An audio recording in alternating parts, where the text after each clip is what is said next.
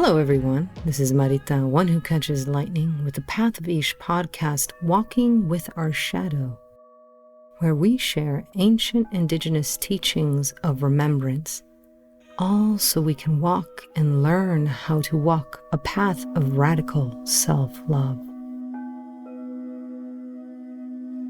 Welcome everyone.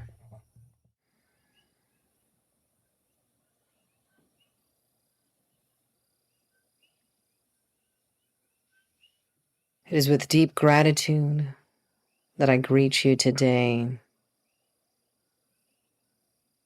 as we hear the song of the Kokis inviting us into relationship. Let us take a moment to take our 3 breaths,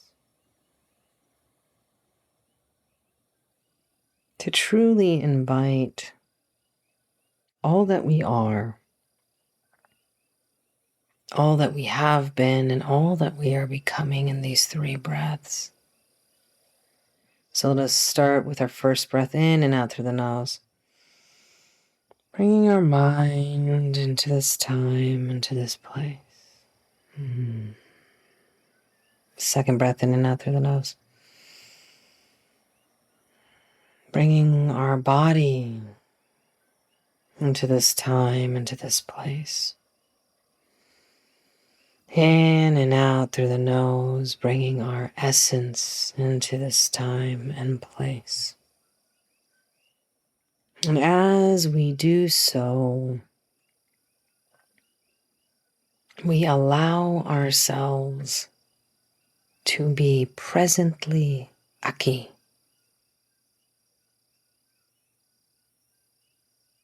And we recognize that it is one of the greatest gifts we can give ourselves is to be present. To be here, now, in the experience.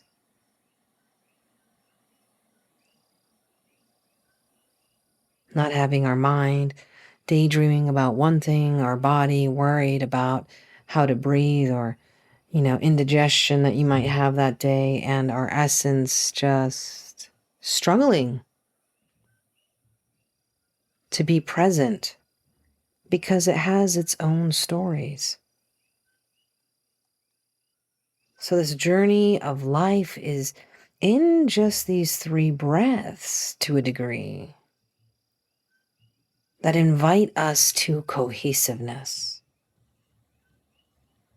If you take anything away from any of my teachings, please take these 3 breaths.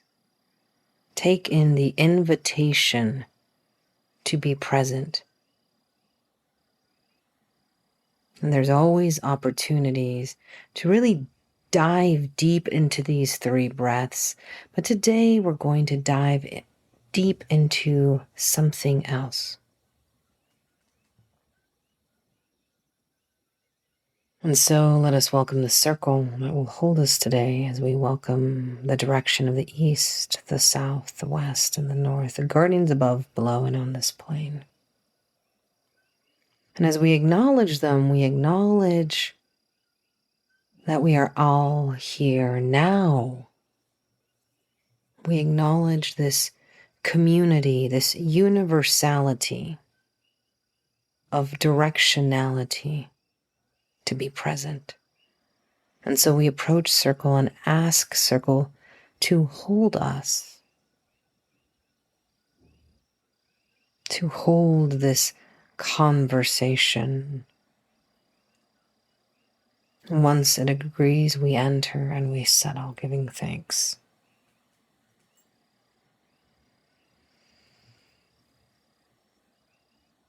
Today, I have been moved to share something that has been stirring in me. I've been sharing it in my classes and with some of my other students and other containers, and it's here. This topic was sparked by Netflix drama that you can watch right now that's called From Scratch. And the title of today's episode is In Defense of Beauty.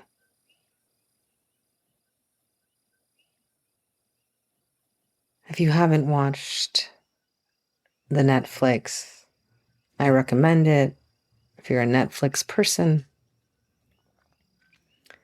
But in this series of this relationship between people in this series, there is a love story. It takes place and begins in Italy, in Florence, between a Sicilian chef and an American student.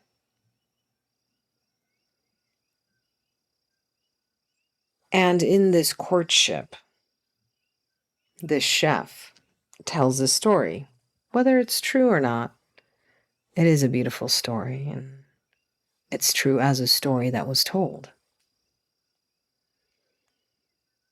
And the story that he tells to this character, Amy, this American student studying in Italy, talks about how in Italy there was much war, right? Everyone wanted Florence.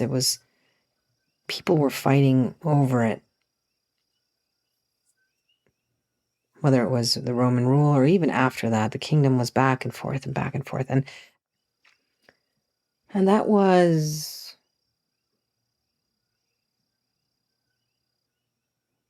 very common in that stage of history for warring cities and nations and kingdoms to go through a succession of domination.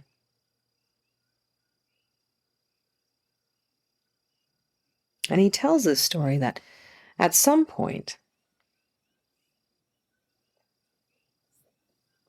the people of Florence, once they had more control of their city, as merchants took over, decided, since it became kind of one of the textile capitals of the world, that they could grow their military to protect their home,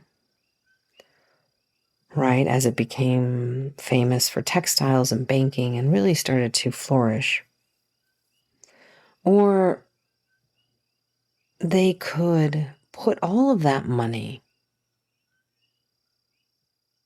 in sparking a revolution of beauty.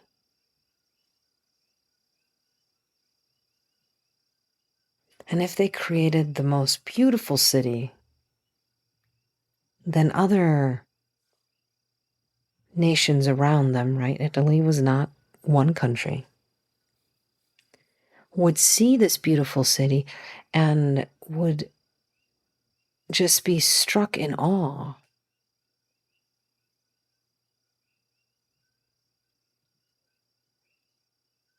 And then they would think to themselves, well, such a beautiful city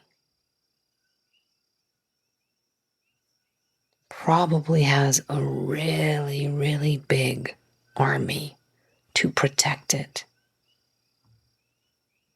Because beauty must be protected. How could you not have a large army to protect all of this beauty?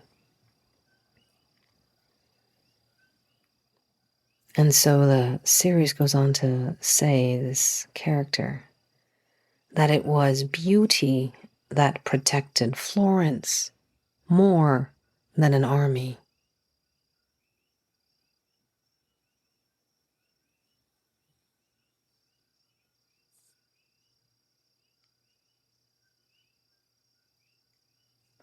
Whether this story is true, and of course the Italian history we're going quickly through is a very small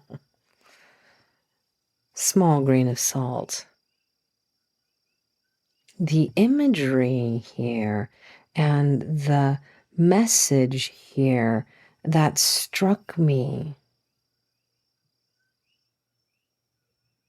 is beauty as defense.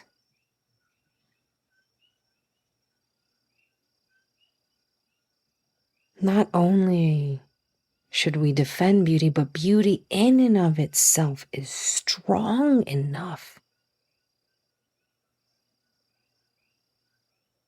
as a defense mechanism.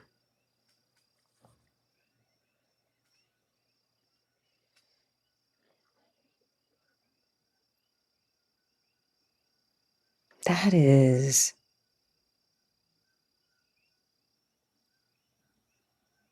such a ray of hope, or a way to change mindset, especially if you come from a background of warriorship or protection or hyper vigilancy. When you're always on the run or always protecting,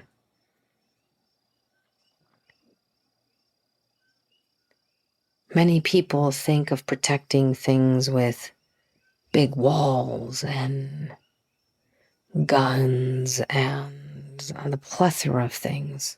And we've seen that throughout history, and we see it now. We look at protection, even spiritual protection, as this certain thing. And it's usually heavy and dense, and you hide behind it.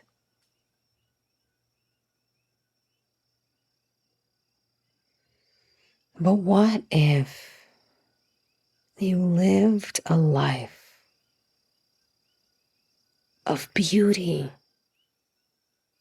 where your focus wasn't on defending what you had and coming at it from that hyper-vigilant and also never enough? And this would be a conscious decision, right? I'm not saying do not defend yourself, don't protect yourself. I'm always a proponent of good boundaries. But what if your boundaries were beautiful? What if they felt like rivers and streams and lakes and trees? What if maybe those boundary walls that you put up were gorgeous walls with flowers and vines scaling them? And your wall was full of your relationship with the crystal and the mineral kingdom. Maybe it would be a wall of petrified wood, or a waterfall wall.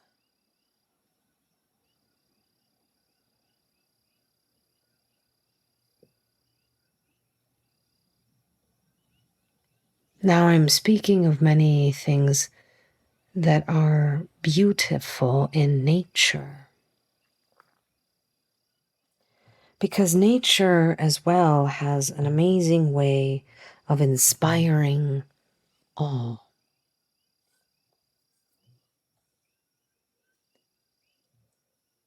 Yet many times when it comes to beauty that is natural, we do not defend it. If we cannot defend the nature around us that is gorgeous and beautiful and beyond, then how can we then allow ourselves natural, raw beauty?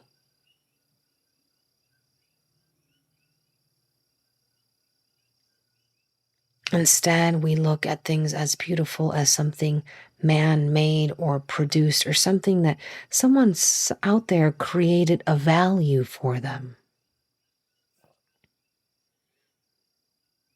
including, is that Instagrammable?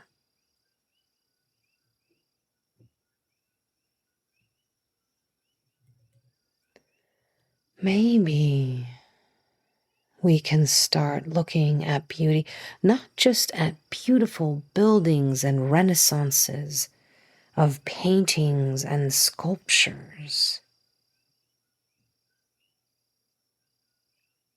And yes, I believe in art, that we should defend art, whether it is basket weaving or abstract art. It's not whether you like it or can you reproduce it for cheaper, or you understand it, just like high fashion. You don't have to understand it. It's not supposed to be understood. It's supposed to be a statement. It's supposed to evoke a reaction. Beauty evokes a reaction. Nature, creativity evokes a reaction. What if we approached things that we don't understand, instead of with anger and frustration, with awe?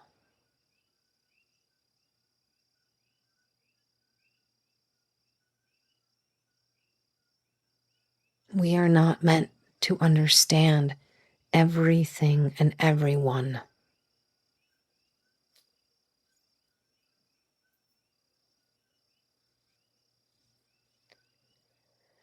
And we are also not above nature.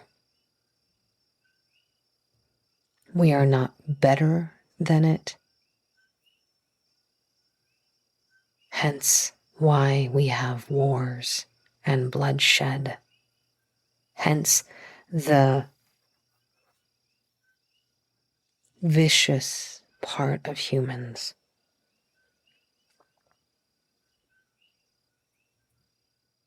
But that same energy of destructivity can be constructive. And we get to choose every day. Will I create beauty? Can beauty be my defense, as well as having a defense for my beauty? Or beauty begets beauty. If we walk forward with beauty, wanting to connect, instead of walking forward with wanting to divide, to disconnect in a way to protect, maybe we try the opposite. We try something else, because as I look around at a time when imperialistic governments are still taking over countries and declaring them theirs, or leaders trying to become dictators, and the continued genocide of human beings seeking beauty, seeking a voice to express themselves with music and song and with dance, and not be stifled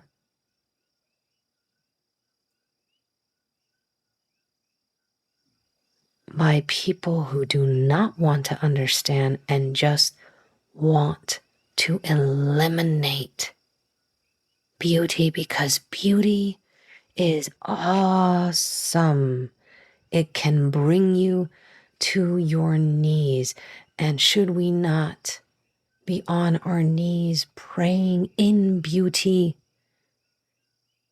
instead of for our lives? Shouldn't we see this as an act of being closer to the ground and closer to Mother Earth than in trying to justify our existence?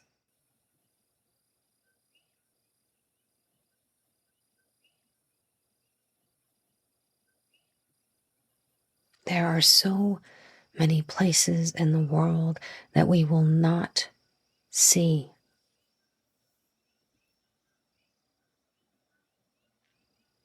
And yet, we do not have to see them to understand that they should be protected.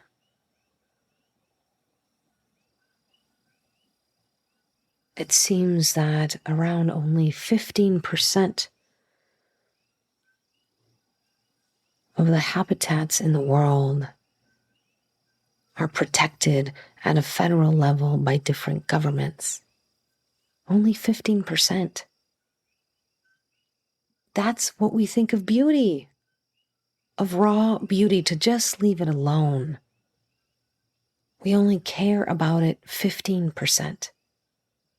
So that how does that translate to your relationship with yourself and your relationship with other people? Do you only care for yourself 15%?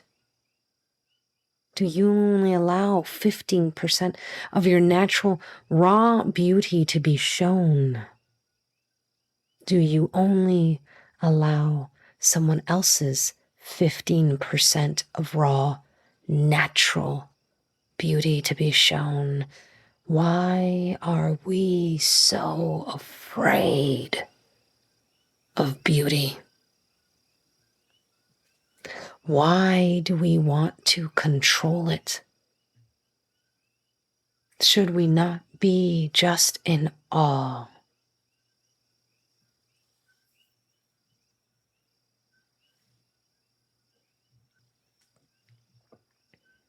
Maybe if we could come together and preserve 50% of the planet, not 15, is that enough for us to consider beauty and something that is natural as sacred and worthy of existence and life? Or do we have to continue living or being told to live cookie cutter lives where you consume the next breakable thing or the next thing out of fashion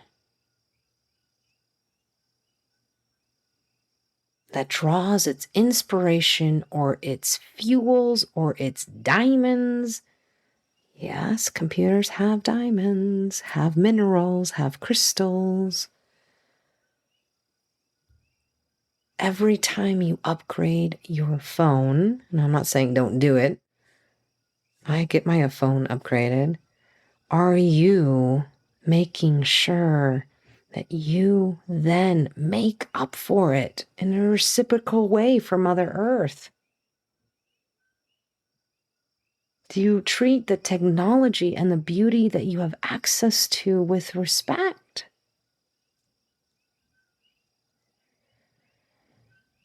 We are not above nature.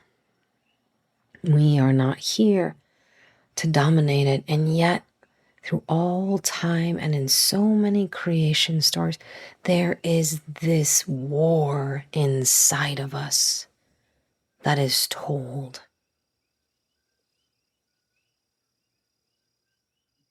Whether your creation story includes being kicked out of a paradise, or your creation story talks about a God being created from fungus,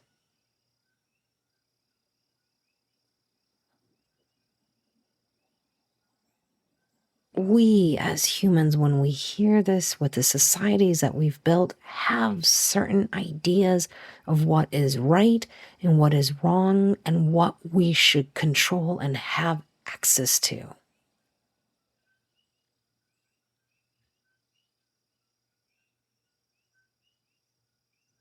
And so many times we're defending our lack, not our beauty. So many times we don't even think about the beauty and the journey of finding that with our ancestors and ourselves and with the nature around us. We go and we take from others.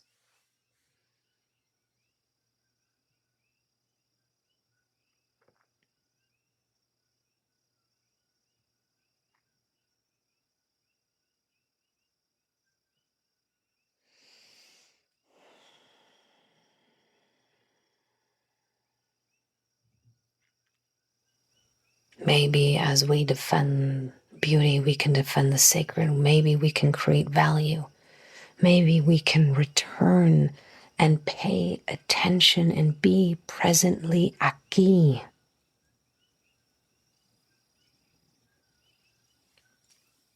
If we are not trying to dominate nature, maybe we'll stop trying to dominate peoples and also even those closest to you. Look at your relationships of dominance, of how you are trying to dominate, or how you allow yourself to be dominated.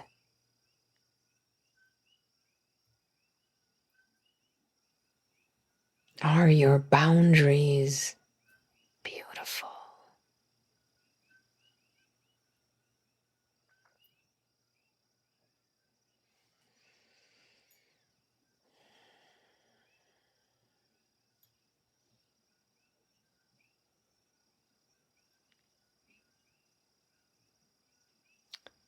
We have decisions every day to make.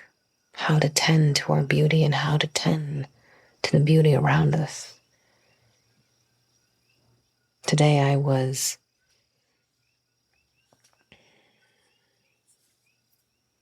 taking overgrown grass that had grown on soil that we bought to bring to this land to try to add some soil to plant things. And we did not spray it while it was sitting there in a pile, and it's been in a pile for a while. So every time I don't spray it, which we don't spray here where we live, something grows in it.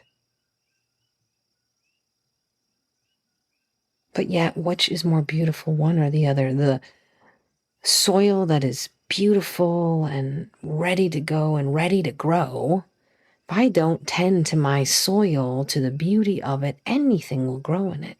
But something, whether you like grasses or not, still grew. It was still beautiful in and of its way. It created a layer above it, this mound of beautiful, beautiful earth.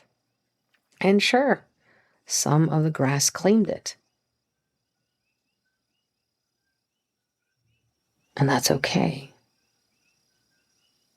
I could have defended my soil by spraying it and doing other things to it, but I let it be. And I'm working with it in the time that we have here. I'm not forcing it. I am not forcing beauty. Whether I like the beauty or not, I am acknowledging it.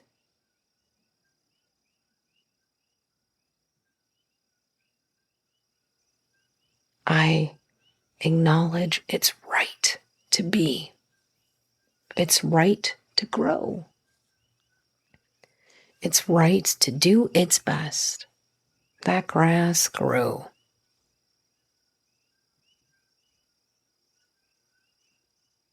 And then I just relocated it.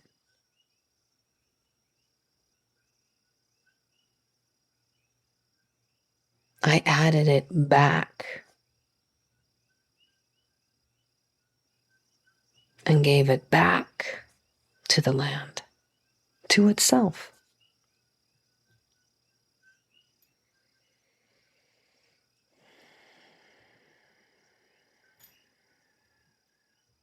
So to weave this all together, let us do a meditation. This meditation is an exercise that I teach in classes, and I teach my official students this, and I teach my mentors this definitely. So it takes a couple of goes arounds to reach this. And the reason is that we take it slow and we make sure that we are walking in a way that is reciprocal. We're walking in a way where we learn how to build sacred relationships.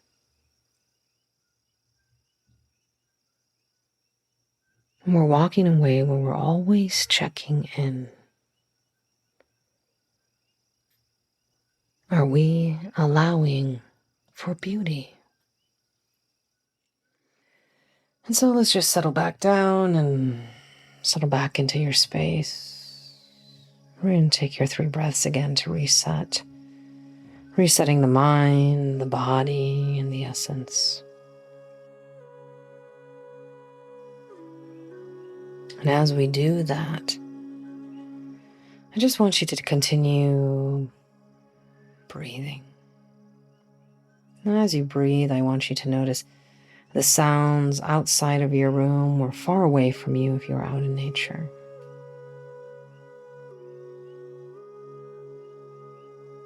And ideally, you're sitting in a restful place. You're not moving around too much, but that's fine if you're taking this on a walk. As you concentrate on that far away sounds, now bring your attention, your observation to the sounds closer to you. So into your room or into the sounds and closer to your environment.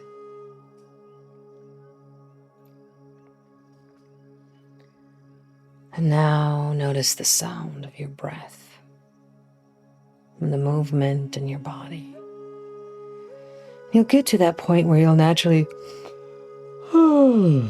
yawn, sigh, just when your body's relaxed.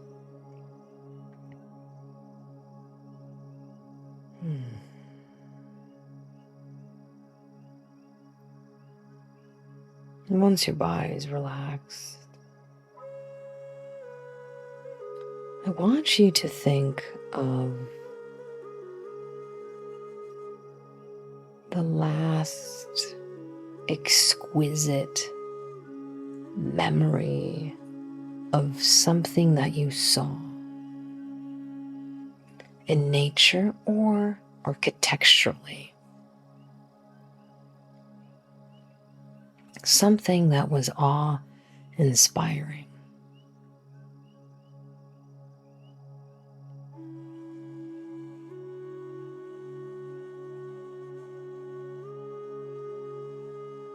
And as you focus that image, as you bring that back up in your memory, notice how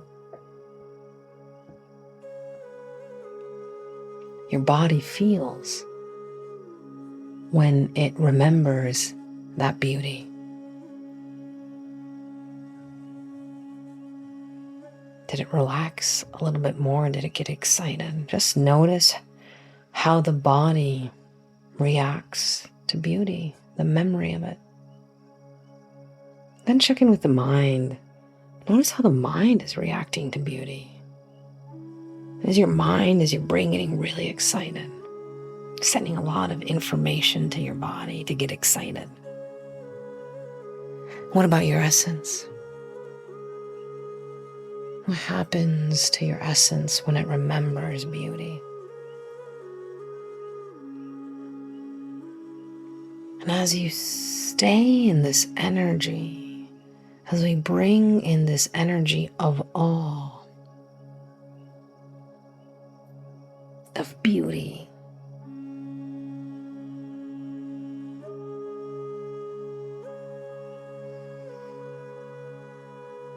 feel it. Feel how it is its own defense mechanism.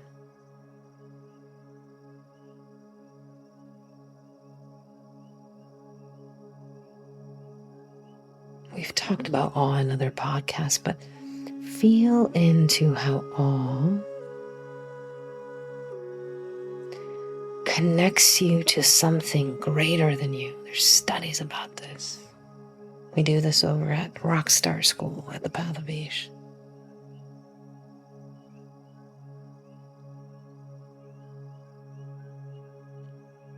How does beauty make you feel?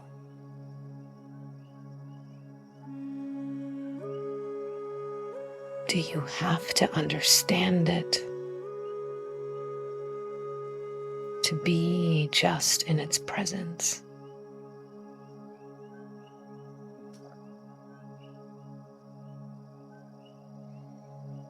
Just keep breathing and keep allowing yourself to be in this space. Don't rush it. Don't rush any teensy tiny detail. Instead, explore it. Explore the light and the sounds if you can remember, and the smell if you can remember. And all the patterns of light and the textures of nature, be it flower, fauna, rock. Be in that moment completely.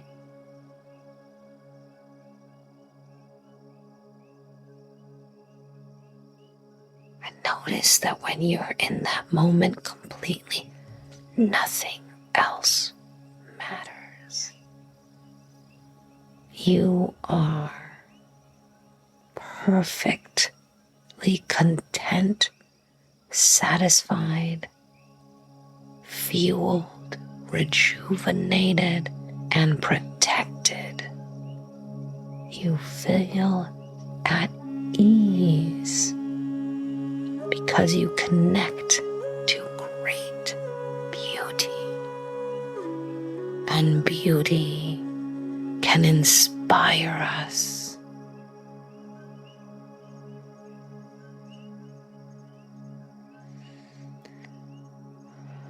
Not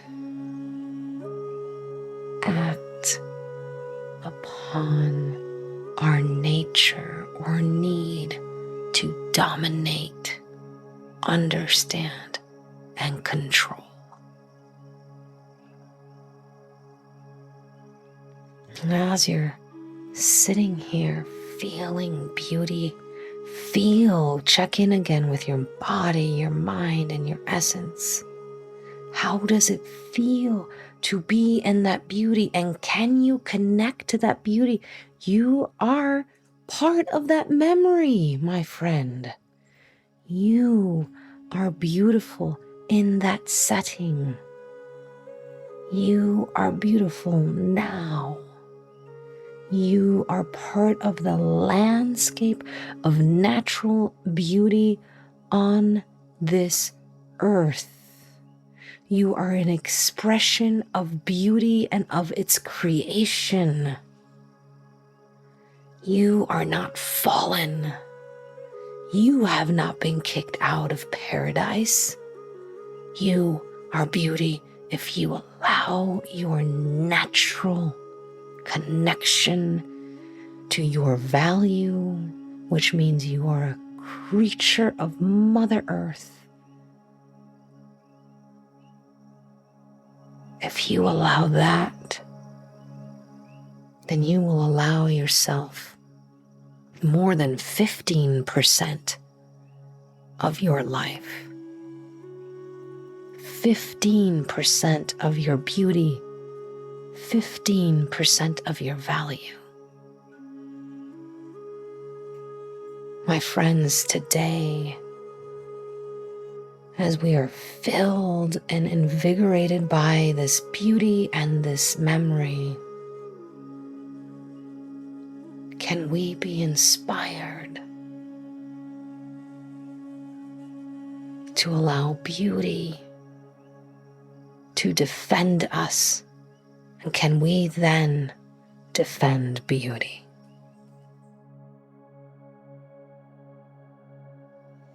And with that, as you fill your cup up to overflowing, stay in this as long as you need to. And for others, you will slowly come back. As we do so, we'll listen to the sounds of your own breathing. And listen to the sounds inside of your room or close by. And then listen to the sounds outside or further away. It's always good to rub your hands now, create some nice biofeedback. Place it over your eyes or the back of your neck if you need it, on your shoulders. Any place that needs that feedback, that warmth that reminds you that you are beautiful life and creation, living now. And you get to choose to live a beautiful way. You get to choose to be beautiful, to express yourself with beauty, to walk in a cohesive way, to have value for yourself.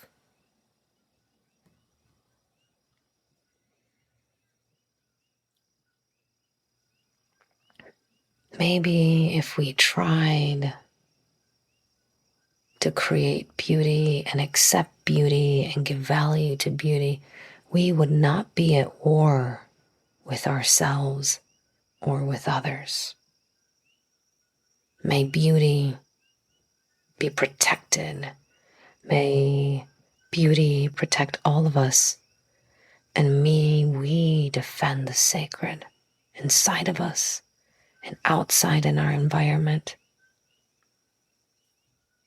And may we say a prayer today for all of those who are fighting for freedom around the world, fighting for freedom of expression, all of those people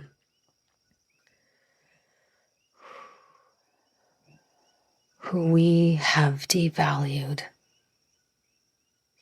who we continuously to devalue as there continues to be war and genocide of humans and other beings on this planet.